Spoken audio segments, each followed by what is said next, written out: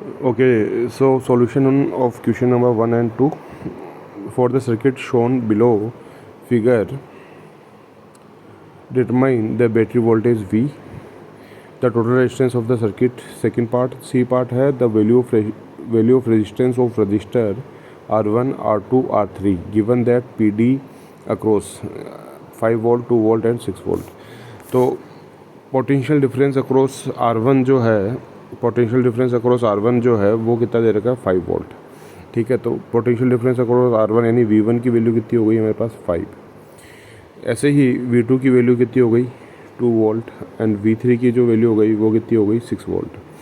ठीक है, तो अगर अपन इन सबको प्लस कर लें तो देखो 5 + 2 7 और +6 13 वोल्ट, यानी कि इन दो टर्मिनल के बीच में जो वोल्टेज होगा वो कितना होगा 13 वोल्ट। और यही वोल्टेज हमारा यहाँ पे आएगा, यानी इन दो टर्मिनल के बीच में वोल्टेज भी कितना होगा 13 वोल्ट। तो इसका मतलब जो V है, V की वैल्यू कितनी आ जाएगी 13 वोल्ट। तो V = कितना हो गया हमारे पास 13 वोल्ट। अगला क्वेश्चन यानी ए पार्ट का आंसर हो गया the battery voltage V is 13 volt. आपको समझ में आ गया होगा, क्योंकि ये जो वोल्टेज V है यहाँ पे, ये वोल्टेज V यही तो डिस्ट्रीब्यूट होगा यहाँ पे और यहाँ पे। जब अपन तीनों को प्लस करेंगे तो ये टोटल वोल्टेज V की वैल्यू आ जाएगी। ओके, अब सेकंड जो पोर्शन है क्वेश्चन है वो देखें। तो सेकंड क्वेश्चन बोल रहा है the total resistance of the circuit. अब देखो total resistance of the circuit अपन कैसे निकालेंगे। हम इस सर्किट को रीड्रॉ करेंगे। इस सर्किट को हम कुछ इस तरह से रीड्रॉ कर सकते हैं। ठीक है, ये हमारा टोटल रेजिस्टेंस है RT जो हमें निकालना है। इसका वोल्टेज कितना है 13 वोल्ट और करंट कितनी फ्लो हो रही है इसमें 4 एम्पियर। ठीक है, तो ओम्स लॉ के अकॉर्डिंग V = क्या होता है IR। सो R = कितना होगा V/I। तो V की जो वैल्यू है वो कितनी है 13 और इसकी वैल्यू कितनी है 4। तो आंसर कितना हो जाएगा 13/4 ohm. Total resistance of the circuit कितना हो जाएगा 13/4 ohm. I hope it is clear. तो सेकेंड पार्ट भी आपको क्लियर हो गया कि total resistance of the circuit. Third part क्या है the value of resistance of resistor. Okay, तो मतलब R1, R2 और R3 की वैल्यू अब यहाँ निकालनी है। तो देखो R1, R2 और R3 की वैल्यू हम कैसे निकालेंगे। अब देखो अगर R1 जो है, R1 के अक्रॉस जो वोल्टेज है, R1 के अक्रॉस वोल्टेज और करंट दोनों को हमें पता है। करंट है अपने हमारी 4 एम्पियर और R1 के अक्रॉस वोल्टेज कितना है 5। ठीक है, तो again Ohm's law V = IR। तो R कितना हो जाएगा V/I। R कितना हो जाएगा V/I। सो R V, यानी R1 के लिए निकाल रहे हैं तो यहाँ पे V1 लेंगे अपन और I तो सेम ही रहेगा।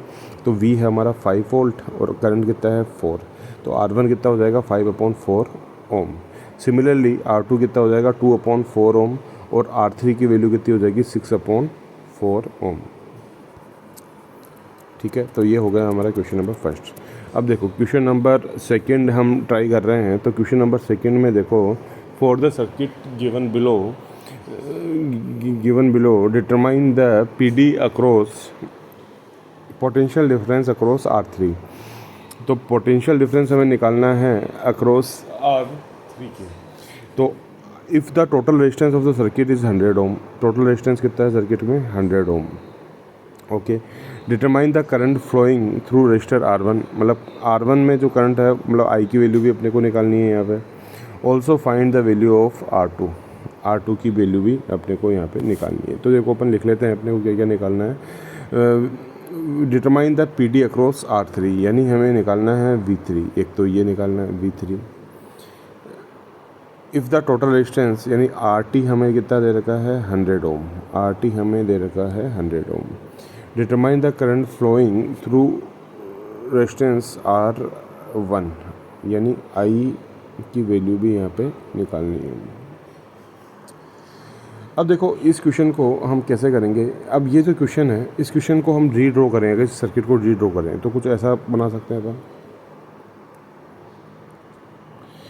ये हो गया हमारा RT टोटल रेजिस्टेंस, ये हो गया वोल्टेज 25 वोल्ट और यहाँ पे ये करंट फ्लो हो रही है I। Okay, so R T is we have 100 ohm, R T की वैल्यू कितनी दे रखी है 100 ohm. Okay, so as per Ohm's law V is equal to होता है I R. So I is equal to कितना होगा वी अपॉन आर, यानी कि v की वैल्यू कितनी है 25 और r टोटल कितना दे रखा है 100। तो करंट जो फ्लो होगी वो होगी 0.25 या 1/4 एम्पियर। तो करंट की वैल्यू हमें जो चाहिए थी वो मिल गई 1/4 एम्पियर। क्लियर है? अच्छा, करंट की वैल्यू हमने निकाल ली। अब यहाँ पे अपने को क्या निकालना है, V3 निकालना है। ठीक है, तो V3 जो होगा वो हम देखो कैसे निकालेंगे। V3 निकालने का एक तरीका तो ये है कि या तो हमें R3 की वैल्यू पता हो, तो हम क्या कर लेंगे V3 इज़ इक्वल्स टू अगर हमें इसकी वैल्यू पता होगी R3 की, तो V3 बराबर क्या होगा I इंटू R3। I की वैल्यू हमने अभी अभी निकाली है, तो I की वैल्यू पता है, लेकिन as per my view R3 की वैल्यू हमें नहीं दे रखी है, तो हम इस तरीके से V3 की वैल्यू नहीं निकाल सकते। लेकिन हमारे पास एक तरीका और है जिससे हम V3 की वैल्यू निकाल सकते हैं। कैसे निकालेंगे, देखो टोटल जो वोल्टेज है इन दो टर्मिनल के उसमें वो है 25 वोल्ट, और यही वोल्टेज यहाँ पे डिस्ट्रीब्यूट हो रहा है। तो यहाँ पे अगर अपन ध्यान से देखें तो ये 25 वोल्ट जो डिस्ट्रीब्यूट हुआ है वो कैसे हुआ है, 25 volt is equal to 10 volt plus 4 volt plus V3। Okay, so V3 की वैल्यू कितनी हो जाएगी 25 माइनस 14, तो V3 की वैल्यू कितनी आ जाएगी 11 वोल्ट। यानी जो वोल्टेज होगा across resistance R3 that is equal to 11 volt. Similarly, you try all the remaining question, and if you have any doubt, you can send me pic of that question on WhatsApp. I will provide you solution. Thank you.